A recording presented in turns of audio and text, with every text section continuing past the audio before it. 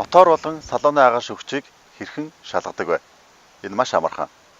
Хэрвээ та шорон замаар эсвэл 5000 км-ээс дээш явсан бол та салуун шүүр мотор агаар шүүгчээ заавал шалгаарай.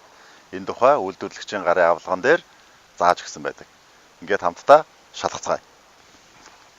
За энд хоёр төгжээ байдаг малтлах хэрэгтэй. Яа салуун мотор агаар шүүгч бол нэг иймэрхүү байдалтай болсон байна. Энэ бол маш их бохирдолтой харагдаж байна.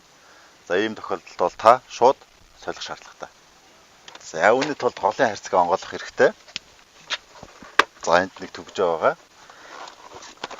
Хоёр талын төгжөөг мөн малталж өгнө. За энд ийм цагаан таг байгаа. Энийг малталаад салуун шүүгч цаанаас нь гараад ирнэ. За энэ салуун шүүгчийн хувьд бол саяхан сольсон шинэвтер байна. За хэрвээ салуун агаар шүүгч модвол хар хүлээхгүй. За зуны нөхцөлд бол кондишн хүлээлт моддаг.